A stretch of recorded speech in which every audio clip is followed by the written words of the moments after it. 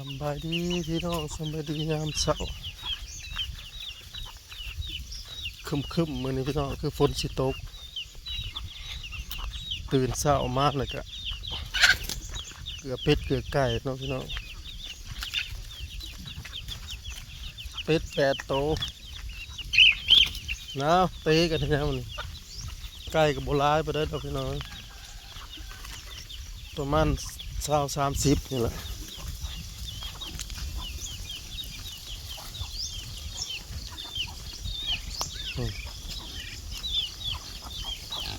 หมูตัวหนึ่งพี่น้อง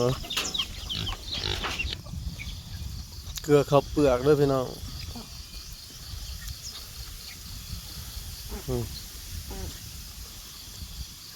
อยู่ในคอก2 4 6 โตว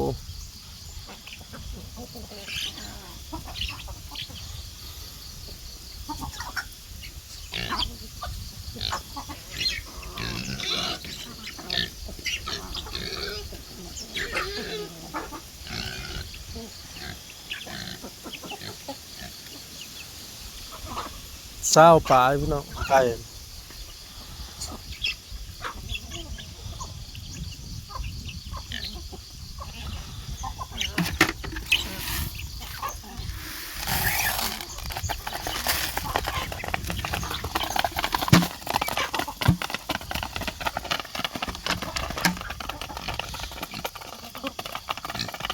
อ้พญาหมูผลอยากสวยจังน้อยหมูจะเสียเกลือพี่น้องหมูกำพร้าตัวเดียวยืดจะเลอะโอ้ยเกลือเป็ดเกลือไก่เลยก็ไปปล่อยงัวออกมาเอาหญ้าตัวเฮาไปตัดมานะพี่น้องมาให้มันกิน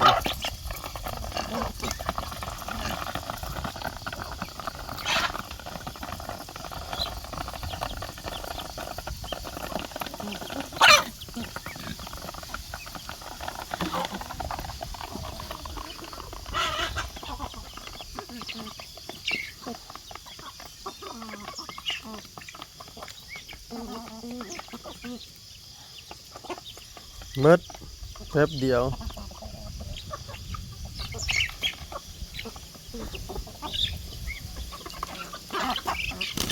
อืมเตะไก่น้อย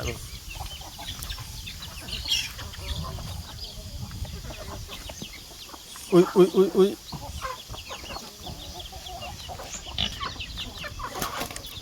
ใหญ่เติบเลยพี่น้องเลยเอามาตำบิดในน้อยๆบัดมักใหญ่เลยนะหมูล้านหมูดำหมูน้ำบ้านเฮาหมูพื้นเมืองอุ้ยออกมาพี่ปล่อยงัวออกมากับพี่น้อง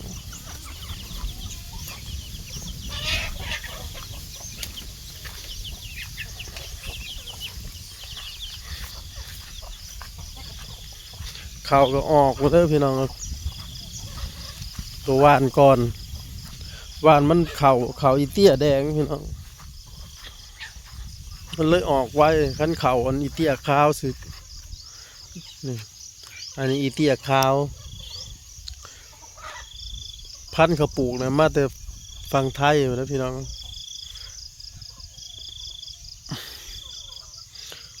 ไห่ใหญ่2 ไห่คุณมันออก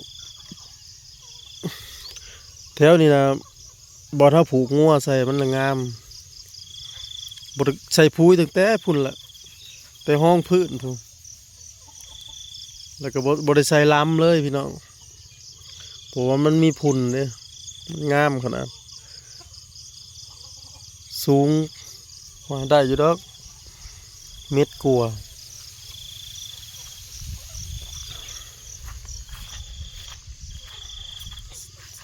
2 เดินยัง2-3 เดินยังบกกุ้มงัวนะพี่น้องกินหญ้ากะลิรอ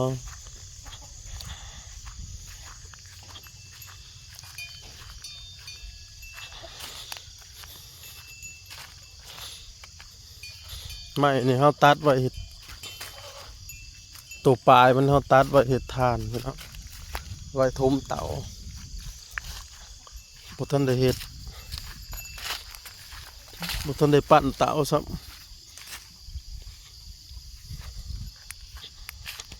ลงให้หน้าพี่น้องบัดเข่าออกเบิดนี่แล้วสิได้คังบ่ได้ปล่อยแบบนี้แล้ว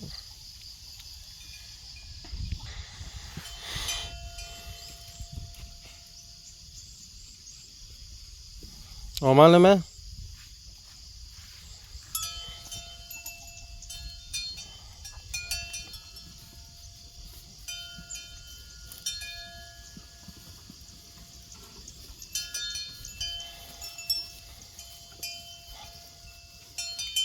8 ตัว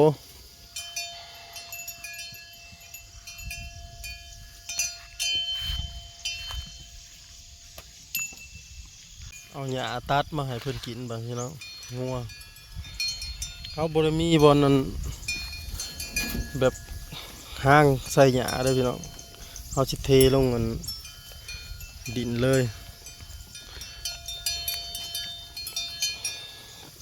แต่ละมื้อพี่น้องชีวิตประจำวันตื่นมากกันนั่นนี่แหละเกลือเป็ดเกลือไก่เกลืองัวเอาหญ้าให้งัวเนาะปล่อยงัวเอาหญ้าให้งัวยามมื้อแลงลงตัดหญ้าล้างมือก็เกี่ยวน้ำ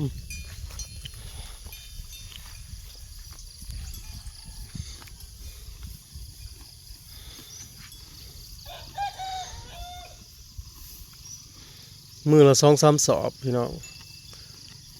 ตัดมันเกี่ยวมาให้กินแล้วก็ปล่อยให้กินตามนี่ล้างมือก็ลงไปเลี้ยงพุ่นตีนปลาซ่าพุ่นแล้วแถวอันริมทา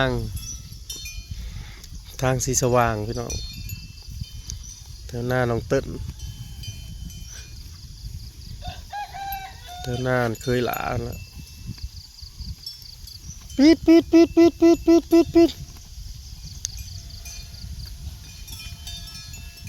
งัวมันก็สิสู้กันพี่น้องมันซนกันมึงอยากซนบ่ซนน้องนะแซ่บแล้วกินหญ้าตัด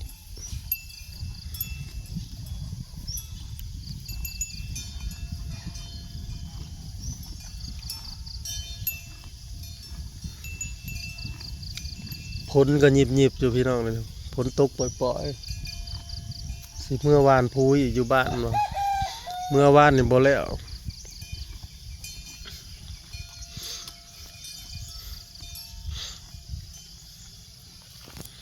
เกลือห้ำด้วยพี่น้องเกลือรำเกลือห้ำบ่ได้เกลือหัวอาหารห้ำใส่ข้าวสุกใส่ข้าวนึ่งเฮานะพี่น้องนี่ห้ำก็จะแก่แน่เพราะว่าเครื่องบดมันทั้งขี้แกบทั้งหยังเลยขี้แกบเข้าปลายห้ำอยู่น้ำกันเลยคล้ายเขา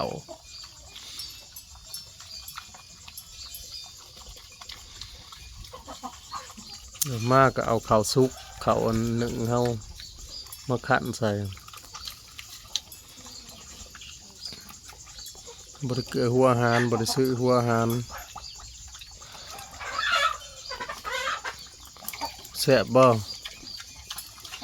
แล้วก็น้ำมันเอาใส่น้ำมวกน้ำแช่เขา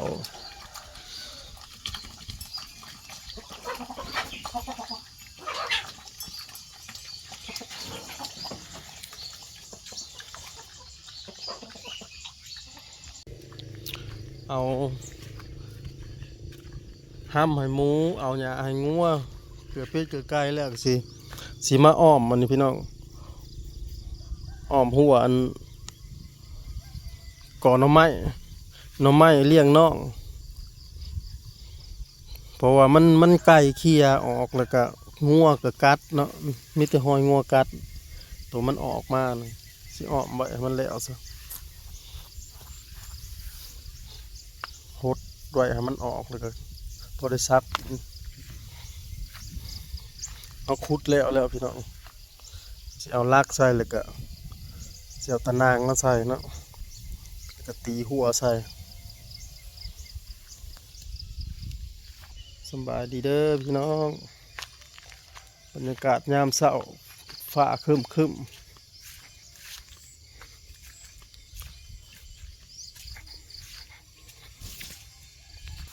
ดอกไม้ก็งามพี่น้องต้นอันนี้ก็เฮาพังลงดินแล้วมันแตกหนอออกมาแตกแหนงเท่าไรอันเบิ่ง1 2 3 4 5เลยขยายออกก็ได้สมมุติขยายไปพุ่นเฮาซับเอาเหงามันเอาตัวมันออกมาต้นบัดมันใหญ่กว่านี้ก็ขยายเลยเฮ้ยจะขุดเอาออกอันหนึ่งพูนเอาไปแจนะอันหนึ่งปัจจัยมันตาย